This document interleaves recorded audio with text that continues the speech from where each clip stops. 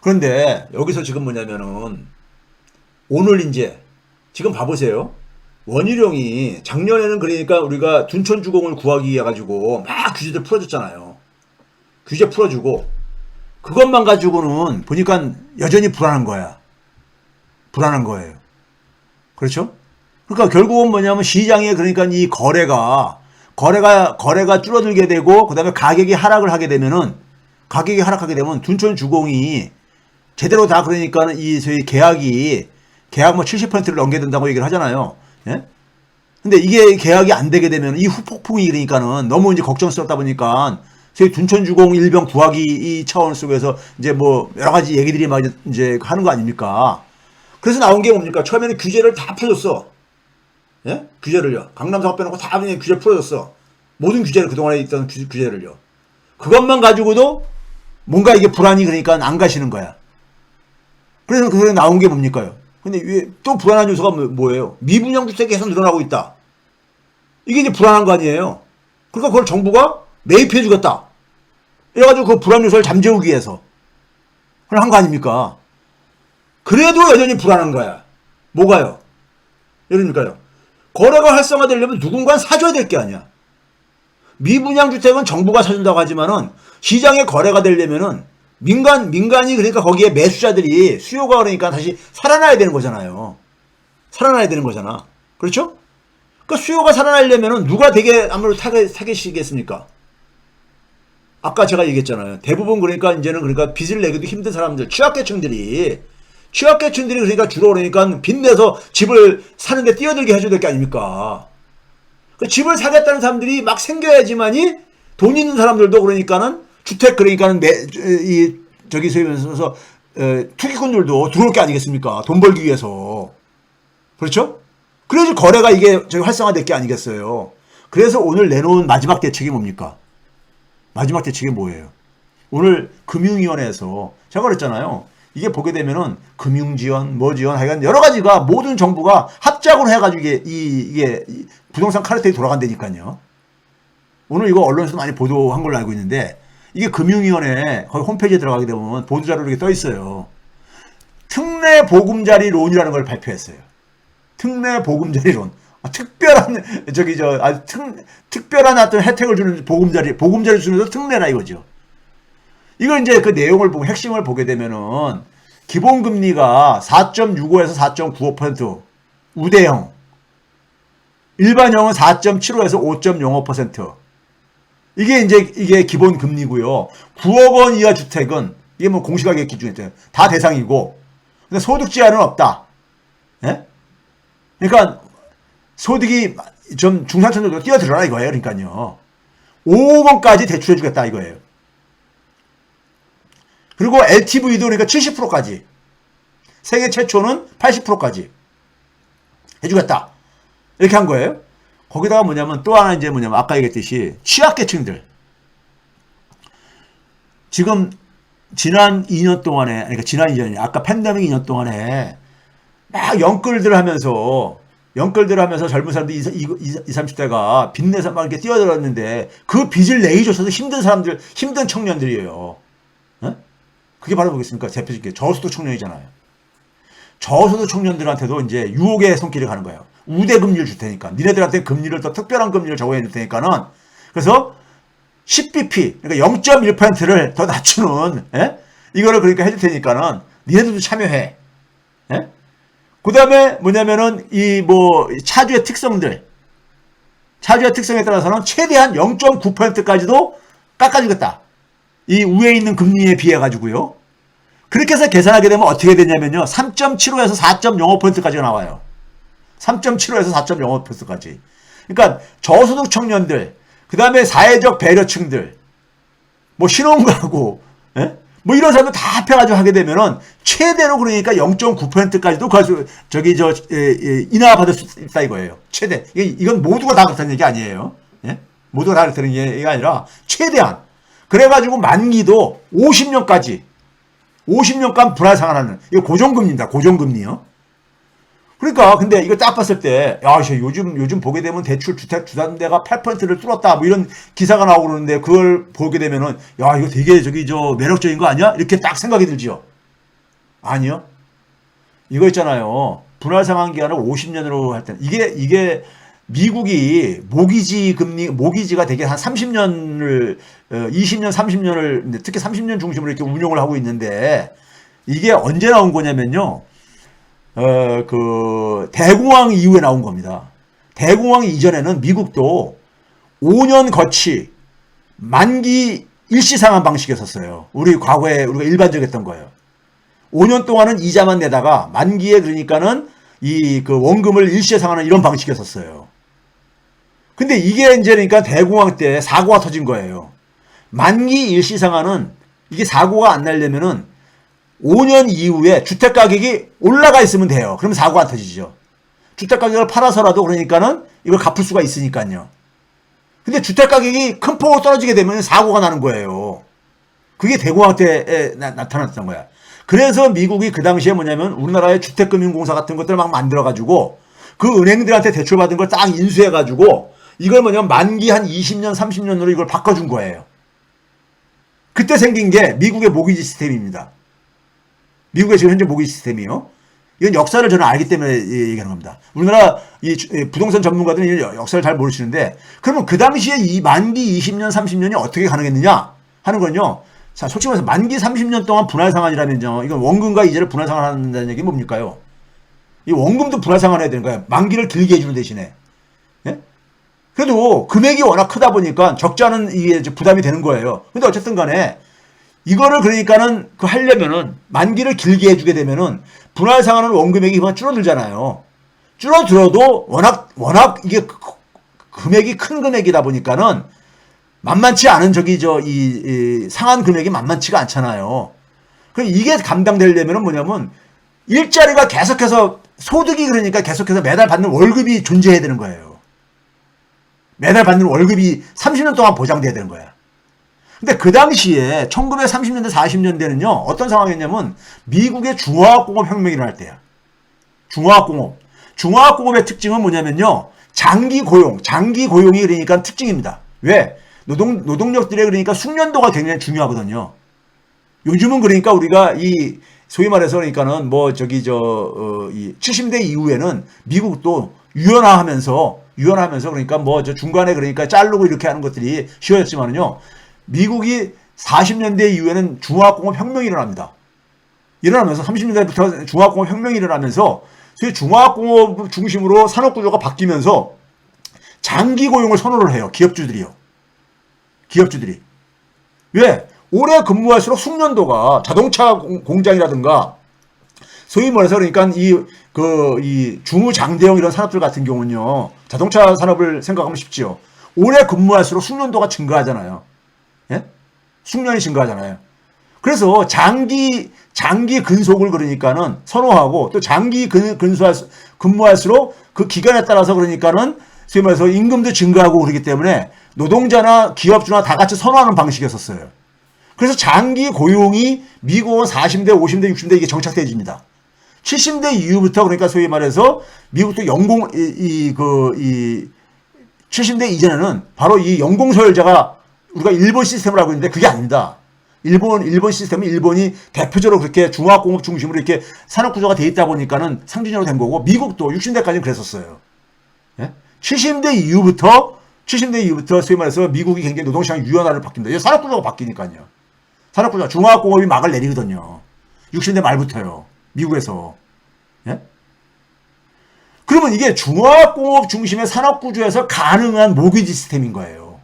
그래서 금융위기가 터졌을 때 미국이 모기지 시스템을 바꾸려고 개혁하려고 의제로 설정을 합니다. 설정을 해요. 근데 끝내 대안을 못 찾아가지고 그냥 흐지부지 돼버렸습니다. 대안을 못 찾아가지고. 왜 그러냐면은 이거를 그러니까 이 모기지 시스템을 더 길게 할까 이런 여러 가지가 이제 고려가 됐는데 문제는 이게 왜 사고가 났는가 뜯어 보니까는 사람들의 일자리가 장기간 이게 보장이 안 되는 거예요. 거기서 그러니까 이게 우리가 있잖아요. 선진국이 왜 선진국이냐면요. 선진국은 시스템이 고용 시스템, 그다음에 산업 구조, 교육 시스템, 금융 시스템 이런 것들이요. 서로 다 맞물려 있습니다. 서로 맞물려 있어요. 다 따로따로 돌아가는 게 아니라요. 그러니까 은행의 특성이 1800년대, 그러니까 이 경공업 중심일 때는 은행들이 되게 개인 자본 중심으로, 가족 자본 중심으로 이렇게 돼 있었거든요. 그러다가 중화학공업화 혁명이 일어나면서 은행도 그러니까 기업에게 지원해야 되는 자금 규모가 커지다 보니까는 합병을 통해 가지고 주식회사 형태로 이렇게 진화를 하듯이요. 예? 시스템이 서로가 다 맞물려 있는 거예요. 맞물려 있는 겁니다. 따로따로 돌아가는 게 아니라요. 근데 우리나라는 대개가 미국의 사례를 가지고 갖다가 적용하려다 보니까는 문제는 근데 그 시스템이 다른 시스템하고 안 맞는 시스템인 거를 생각 안 하고 그냥 무조건 내고 도입하다가 그걸 적용하려고 그래요. 그게 바로 이제 이 교육의 식민지성이 바로 거기서 나오는 겁니다. 자기의 언어로 자기 문제를 그러니까는 해석을 하지 못하다 보니까 생기는 문제인 거예요. 그러니까 선진국의 제도라든가 시스템을 그러니까 그냥 부분적으로 통째로가 아니라 이렇게 갖다가 옮겨오면은 다 작동할 줄 알아. 네? 그게 아닙니다.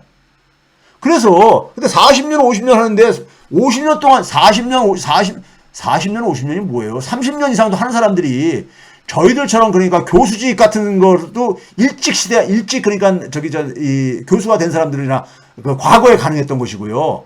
지금 소위 말해서 한 직장에서 20년 이상 근무하기가 쉽습니까? 예?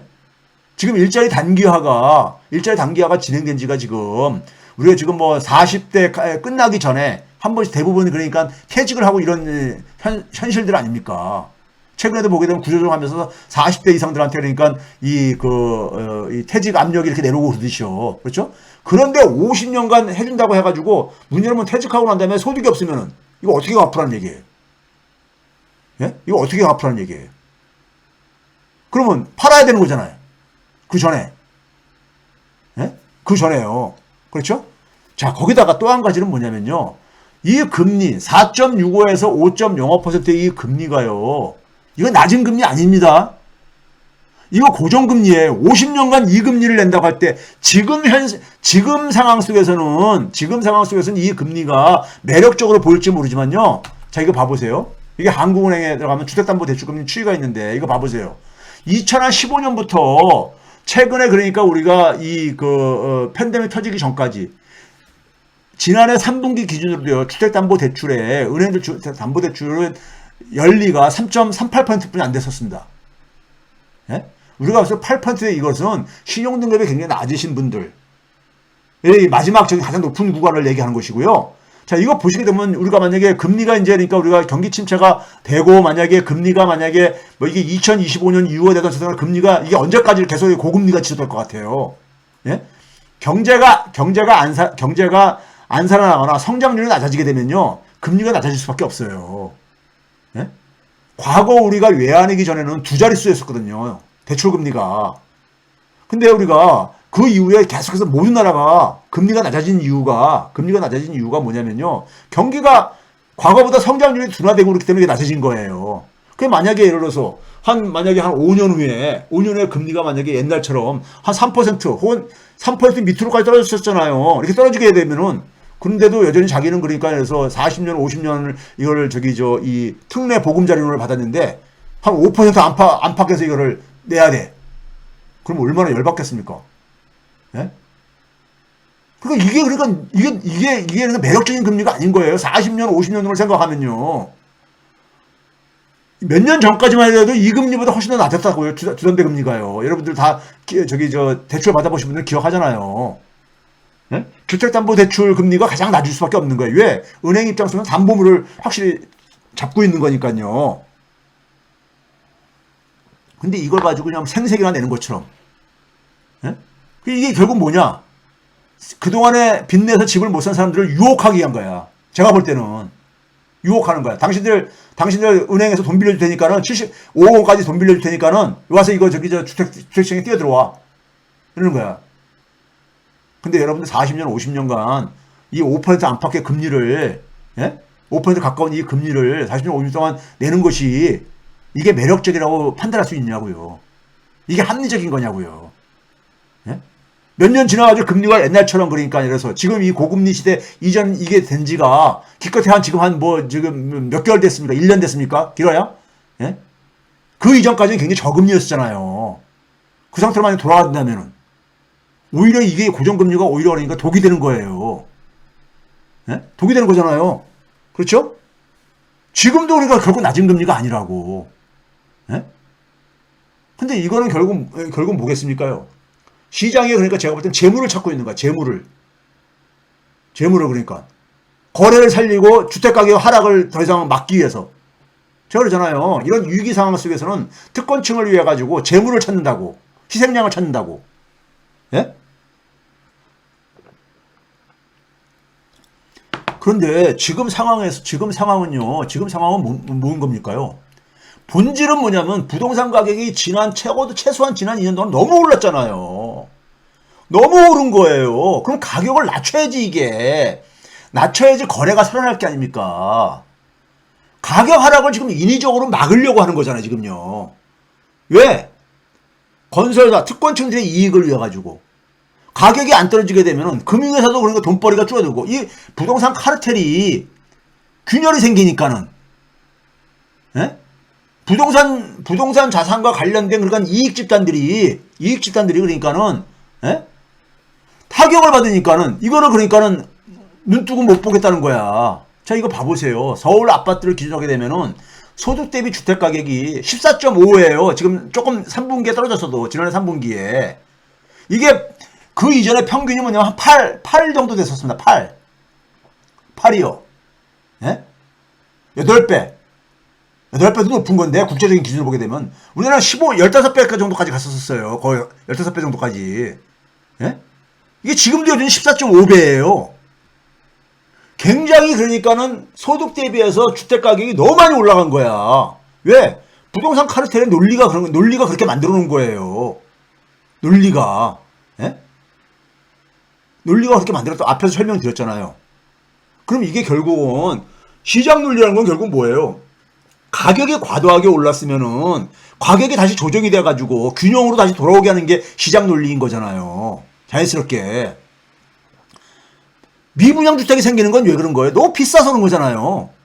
사줄 여력이 안 되는 거잖아요. 소비자가. 그럼 가격을 내려야지. 항상 어떻게 이익만 보고선 사업을 해? 예? 그동안 이익 엄청 봤잖아요. 그렇죠? 그러니까 할인도 하고 그래야죠. 팔릴 수 있을 때까지요. 그게 시장 경제 논리 아니에요? 그렇죠? 그럼 이걸 제가 계산해 봤어요. 계산해 보게 되면은 이게 그러니까 평균 수준으로 만약에 우리가 2년간 만에 돌아온다면은 연평균 한 24%씩 하락을 해야 돼요. 예? 하락을 해야 되는 겁니다. 이게 지금 왜 이렇게 생긴 거라고요? 가구 소득은 지난 10몇 년 동안에 연평균 2.6%면 안 증가했어. 근데 주택 가격은 연평균 거의 8% 가깝게 증가했어. 그러니까 못 사는 거잖아요. 지금 남아있는 사람들, 무주택자들은 대부분이 뭐냐면 사기가 버거운 거야. 이게 본질이잖아요. 이게 본질이라고. 지금 주택시장이 이렇게 지금 거래가 지금 이렇게 실종돼 가고 있는 이유는, 가격이 하락하는 이유는 그거잖아요. 본질은. 이 본질을 그러니까 놔두고 이걸 계속해서 뭐냐면 미끼를 던져가지고 빚을 지원해 줄 테니까는 여기에 지금 그러니까 들어오라고. 이게 정책입니까? 이게 정부가 해야 될 짓이에요, 이게요? 예? 재물을 찾는 거죠. 희생양을 찾는 거죠. 그렇죠? 이러면 안 되는 거죠. 이게 한번 봐보세요. 지난 몇 년 동안에 파란색 선이 뭡니까? 가계 부채 증가율이에요. 회색 선이 뭡니까? 주택담보대출 증가율이에요. 밑에 빨간색이 뭐예요? 소득 증가율이야. 소득 이상으로 그러니까 대출도 막 증가하고 이렇게 한 거예요. 예, 이 기간이 바로 뭐냐면 주택가격이 폭등했었던 기간이잖아요. 그 전부 다들 그러니까 막 영업까지 끌어가지고 막 그러니까 나가 대출 받을 수 있는 수단은 다 동원해가지고 이렇게 하게 만든 거 아니에요. 이게 부동산 카르텔이 한 거 아닙니까? 예? 그래서 주택 공급 늘려야 된다. 계속 이렇게 펌프질하고 언론들에서. 우리나라 언론은요, 이게 언론이 아니야. 제가 잠시 이건 언론에 좀 한마디 좀 할게요. 그러다 보니까 DSR이 급증한 거 아닙니까? 예? 소위 DSR이라는 게 뭐예요? 소득 대비 그러니까 그 원리금 상환액 비중이잖아요. 이번엔 근데 DSR도 폐지하겠다는 거 아니에요? 예? 이 특례 보금자리론에 대해서는. 예? 참 진짜 이 사람들은 그러니까 특권층들의 이익을 위해서는요. 그냥 뭐 지금 몇 년을 어떻게 되지 이런 건 개의치 않겠다는 거야. 거기다가 많은 사람들이 연끌을 하면서 신용대출까지 막 끌어가다가 해가지고 집들을 사고를 했던 거 아닙니까요? 더 올라가지죠. 지금 뭐냐면 전 세계가 지난 정도 차이가 있지만은 이 우리나라를 비롯해가지고 뉴질랜드, 캐나다 이런 데들이 굉장히 많이 집값이 올라갔던 지역들이잖아요. 예? 이게 지금 전 세계가 다 같이 구조조정이 일정에 지정되고, 주택가격 조정이 진행되고 있는데 이 얘기를 제가 왜 그러냐면요. 90년대 이후에 주택시장하고 국제금융시장은요, 같이 움직여요. 그 얘기 뭡니까요? 국제금융시장에 돈이 많이 풀릴 때는 부동산 가격이 다 올라가져요. 전 세계가 올라가집니다. 이게 노무현 정부 때 그랬었고, 그다음에 문재인 정부 때도 그 부분이 일정 부분 역할을 한 거예요. 근데 지금은 뭡니까? 국제금융시장이 다 긴축으로 돌아서는 상황이잖아요. 그럼 부동산 시장에 그러니까 들어올 자금도 그만큼 그러니까 썰물처럼 빠져나갈 수밖에 없다는 얘기인 거예요. 근데 우리 혼자서 지금 그러니까는 정반대로 갈 수 있다? 이거는 아니죠. 이거는 그러니까는 일부 그러니까는 희생양을 지금 찾는 하나의 거인 거예요. 정부가 지금 규제도 해체해주고 미분양된 건 자기들이 사주겠다. 자기들이 할 수 있는 건 다 한 거야. 문제는 뭐냐면요. 이게 작동이 안 될 때 이 후폭풍은요. 그러면 이제 뭐냐면 다 동원해서 수단을 할 수 있는 걸. 근데도 주택가격 하락을 못 막어. 그러면 그 후폭풍은 더 큽니다. 왜? 동원할 수 있는 수단이 없으니까. 그러면 부동산 시장은요. 싸늘하게 부정적으로 변합니다. 급변해져요. 예? 정부에 대한 신뢰는 없어져 버리고 정부가 사기꾼 취급받고 앉아있을 테니까요. 그렇죠? 자, 그런 점에서요. 이게 이 상당히 지금 정부의 정책이 위험하다는 것이고요. 위험하다는 것이고,